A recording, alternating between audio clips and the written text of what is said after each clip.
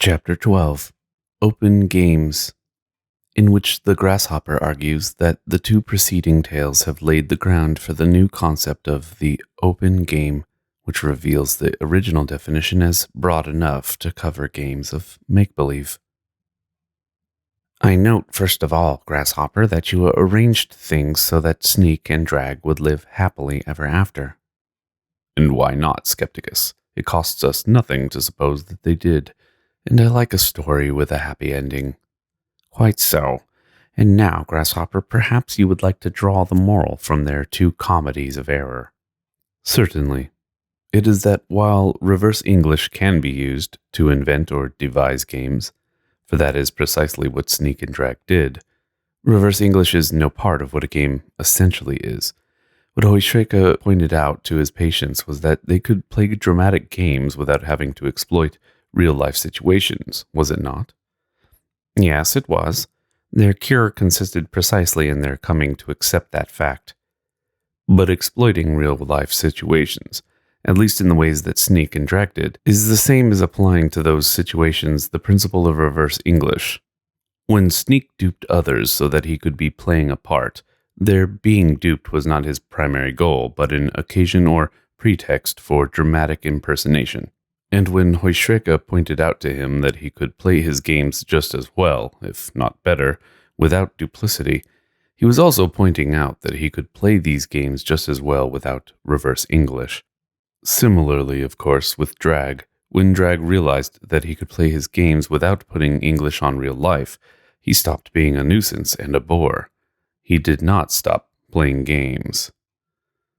So that all we have done in our pursuit of reverse English is to start a hare. Not entirely, I think.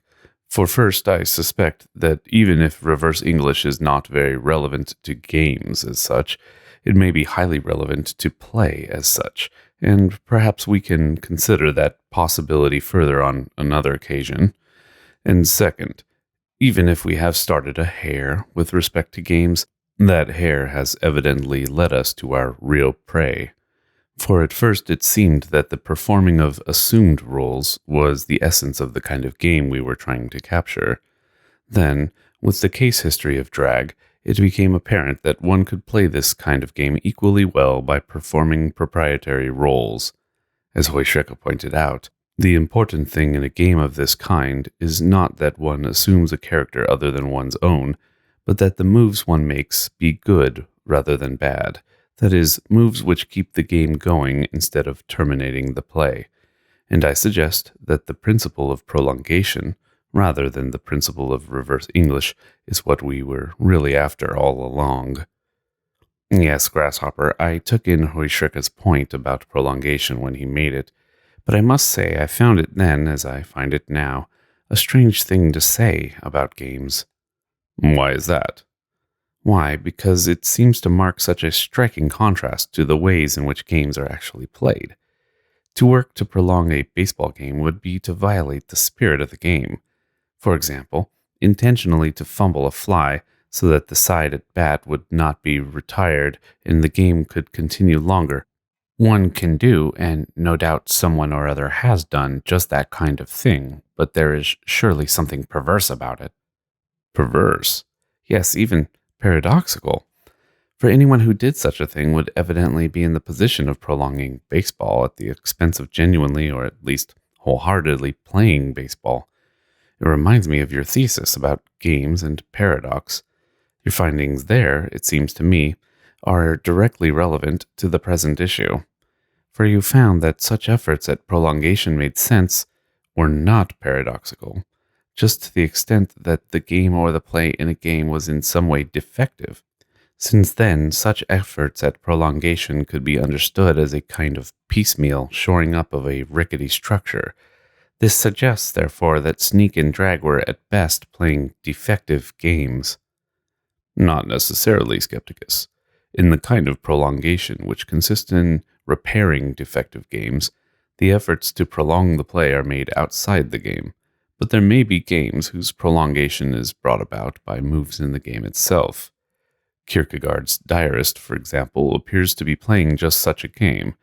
And it is that fact I suggest, rather than the fact that he appears to be putting reverse English on genuine seduction, which holds the solution to our problem. What do you mean? Well, once he has decided to play the game of seduction, we find the diarist cautioning himself against succeeding too soon. The greatest danger to the game is that the girl's ardor for the diarist may become so great that she will succumb without the necessity for any further campaigning, and so the seducer must from time to time throw cold water on her growing passion, though not so much, of course, as to extinguish it altogether. He is, that is to say, continually postponing completion of the game. He keeps moving back the finish line, as it were, so that the race will not end. And when it does end, the diarist realizes that he will experience not the exaltation of victory, but only a certain sad satiety. The diarist reminds me of the lines in Keats' Ode on a Grecian Urn. Bold lover, never, never canst thou kiss, though winning near the goal. Forever wilt thou love, and she be fair. Yes, Skepticus, for it expresses the ideal of the diarist. Forever will he chase, and she be chaste. And chaste. Precisely, for the chase can last just as long as the chastity, and no longer. Of course, Keats is talking about a realm where the act is safe from consummation because it is frozen in a timeless condition. But the diarist is really acting in real time and so does not have Keats's platonic option open to him. The best he can do, therefore, is to seek indefinitely to postpone the unwanted denouement, the specious goal. He will inevitably fail, but at least he is doing something about it. And he is doing the best thing he can do, perhaps, if he wants to be acting instead of poetizing, for playing his game may be the best way to realize in time the timeless romantic ideal of Keats. However, I am digressing somewhat from the main point that concerns us. Yes, you are. And that point, Skepticus, is that there appear to be what I should be inclined to call open games. Open games? Yes, games which have no inherent goal, whose achievement ends the game. Crossing a finish line, mating a king, and so on. Games which do have such goals we may call closed games. And the game that Kierkegaard's diarist was playing was an open game? Yes, except that in playing his open game, he was exploiting an already existing goal-governed enterprise, the seduction enterprise, by delaying indefinitely completion of its normal goal. Like Sneak and Drag, the diarist was playing a two-person, two-role game where the other person was not a player but an unwitting and involuntary performer of the other role. All were exploiting already existing situations and people for their own dramatic purposes. But the crucial point is not that they were playing exploitative games, but that the games they were playing, which happened to be exploitative, were open games. For it is no part of an open game that it must involve such exploitation. This fact became clear in the notorious ping-pong match between Smith and Jones. What ping-pong match? The one I'm about to describe to you. Smith and Jones were the two remaining finalists in the celebrated Ming Cup, or Vase, playoffs, and an enthusiastic group of fans had assembled to watch the match. Smith served, and the first game began. It bade fair to be an excellent match, as the ball flew back and forth between the contestants. But when, after 5 minutes, no point had been scored, the audience became restless, and some grumbling began to be heard. And after another 5 minutes, it became clear that the players were not trying to score points against one another at all. They were simply trying to keep the ball in play. "Come on, play the game," was heard on all sides. "We are," Smith called back to the crowd. "That's not ping-pong," was the angry rejoinder. "No, it's not," put in Jones. "It's a different game." "But how do you decide a winner?" cried another spectator. "There is no winner in this game," Smith answered. "Then how do you tell when the game is over?" "That's a good question," was the breathless reply. Just as the diarist had made a game out of genuine seduction, Smith and Jones had made a new game out of standard ping-pong. And just as the spectators at the Ming Cup playoffs were nearly beside themselves with frustration at the contestants' failure to get down to the business of scoring points, we may imagine that the object of the diarist's attentions was affected in a similar way by the dilatoriness of her seducer. But the point is that it is unnecessary to exploit a game of conventional ping pong in order to do what Smith and Jones were doing. Obviously, one can undertake a ping pong rally simply by deciding forthrightly to do so. One need not pretend to oneself, to a partner, or to an audience that one is playing standard ping pong, just as one may forthrightly play seduction with a partner who is no more serious about seduction's normal denouement than you are. And you are saying that the games Sneak and Drag were playing are explainable on the model of a ping pong rally. Precisely. In such a rally, A hits the balls to B, so that B can hit the ball to A, so that A can hit the ball to B, and so on. And just as there was no reason for me to end that sentence other than its tedium, there is no inherent reason for ending the game that sentence described. But in the games that Sneak and Drag were playing, what corresponds to keeping the ball in play? Keeping the dramatic action going, Skepticus. A delivers a line to B, so that B can deliver a line to A, and so on. As in a ping pong rally, each move is both a response to the immediately preceding move and a stimulus for, or an evocation of, the immediately following move. Except, of course, for two moves, the first and the last. The first move is solely evocative, and the last is solely responsive. Otherwise, the game could never begin nor end, and so there could be a game with just two moves. First move, never darken my door again. Second move, very well, goodbye forever. And this would evidently be the shortest game of this kind that one could play, for all other games would have a middle as well as a beginning and an end, and the middle moves would be combination, responsive, evocative moves. Quite right. But we should also notice that the shortest open game is also the worst kind of open game that could be played. Giving a response that provides no further response is just like giving your partner in a ping pong rally an unreturnable serve. This is admirable in the closed game of ping pong, but in ping pong rally, it defeats the purpose of the game. Yes, I see that. Now, let me see if I fully understand the main thesis that you are advancing. You seem to be saying that there is what might be called the class open game, and that games of make-believe are a subspecies of this class. Precisely, Skepticus. I would define an open game generically as a system of reciprocally enabling moves whose purpose is the continued operation of the system. Then, as you suggest, various species can be found within this larger class. Open athletic games, perhaps, would make up one such species, since all of the moves in such games would be bodily maneuvers. Games of make-believe, then, would make up another species, for in them all the other moves would be dramatic performances. Heuschrecke thus correctly specified a game of make-believe as being a reciprocating system of role performance maximization. Very well, Grasshopper, I am convinced. Let us then begin anew the search for a definition which will cover both open and closed games. That will not be necessary, Skepticus. It is quite clear to me now that the original definition will do very well for both types of games. But, Grasshopper, how can that be? The original definition requires that players of games be seeking to bring about a specific state of affairs, but for players of open games, as we have seen, there is no state of affairs they are striving to achieve. They are simply committed to striving indefinitely. I think you say that, Skepticus, only because you are taking an unnecessarily narrow view of what constitutes a state of affairs. In a ping-pong rally, there is a perfectly clear state of affairs that the players are striving to achieve. It is the state of affairs which consist in the balls being in play. Oh. Yes, the balls being in play is undeniably a state of affairs, and thus our earlier notion that baseball differs from cops and robbers as goal-governed activities differ from role-governed activities was incorrect. For it is perfectly clear that games which involve roles can be governed by goals.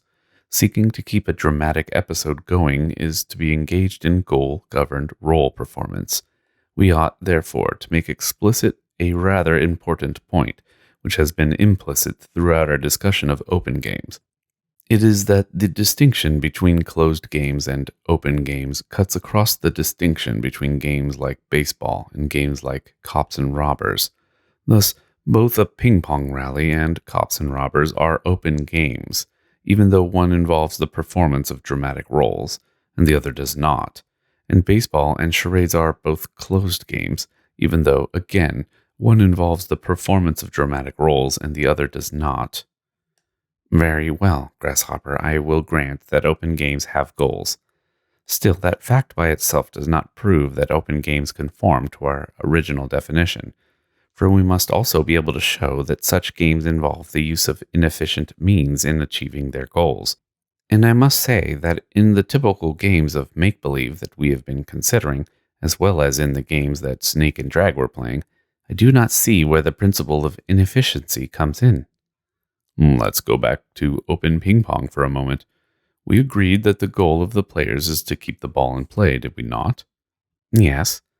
And they do this by wielding ping pong paddles so that their success in achieving their purpose depends on the skill with which they make their strokes.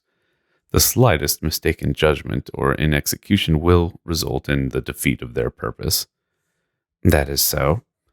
Then isn't it obvious that a more efficient way to keep the ball in play could be devised? You mean that a machine, or perhaps a pair of machines expertly devised for the purpose, could keep the ball in motion much longer and with far less risk of failure than could two humans equipped with ping pong paddles? Of course. This case is just like the case of a golfer using homing devices on his golf balls in order to achieve a score of 18. Very well. But what about games of make-believe?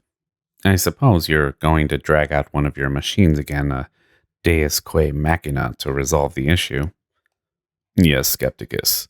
If a script is a kind of machine, for like the ping-pong machine, use of a script by players of make-believe games would be a more efficient, less risky means for keeping a dramatic action going than is the invention of dramatic responses on the spot, which is what the game requires, and that is precisely why Sneak rejected Heuschrecke's suggestion that he rehabilitate himself by taking up a dramatic career.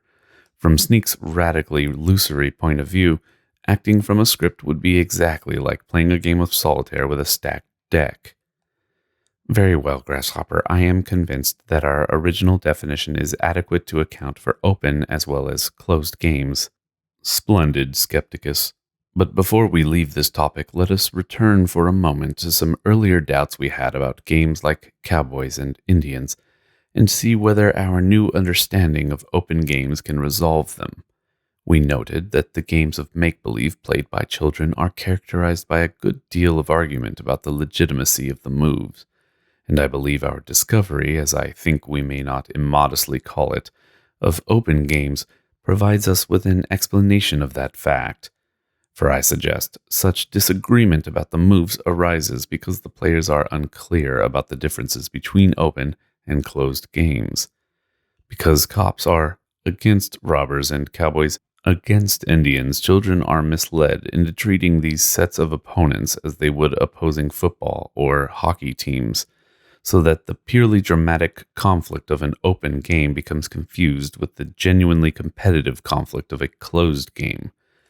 Arguments over a disputed move, therefore, are both muddled and often irreconcilable, since one party to the dispute may be tacitly appealing to a rule of an open game, while the other party is tacitly appealing to a rule of a closed game.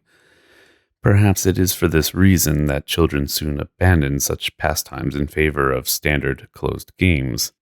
Yes, for that reason, and also, I should think, because standard closed games are usually competitive games, whereas open games appear to be essentially cooperative enterprises, and children love to be competing with one another.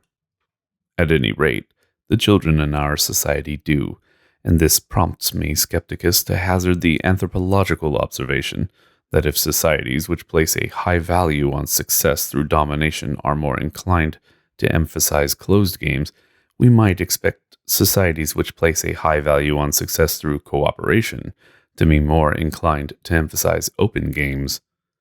That's an interesting thought, Grasshopper. I wonder if you got the idea from some philosopher or sociologist in the Soviet Union, for I understand that Russians have interested themselves lately in the study of sport and games, and one might suppose that open games would be seen by them as essentially socialistic, in contrast to the competitive games so popular in capitalistic societies. Your supposition is quite plausible, Skepticus, but quite wrong. There is certainly no distinctively socialistic sport in the Soviet Union or, as far as I know, anywhere else. In Russia, hockey is now the national craze, nor is there any sign that Marxists or any other socialist writers have the least interest in or indeed awareness of open games and their possible relevance to an ideological commitment to social cooperation. Of course, Marxists are temperamentally antagonistic to any kind of definitional inquiry, for they look upon definitions as empty abstractions, that is, as things not readily exploitable for doctrinaire purposes. They thus tend to disdain any theory devoid of polemical or ideological promise, which is the reason why some of them preferred, for a time, Lysenkoin to sound genetic theory. And you are claiming that socialists ought to be philosophically or ideologically committed to open games? Perhaps that would be too strong a claim, Skepticus, but one may suggest to those who are interested or who profess to be interested in the social determinants of sports, and in sports as indicators of social values, that the distinction between closed games and open games might be relevant to those interests.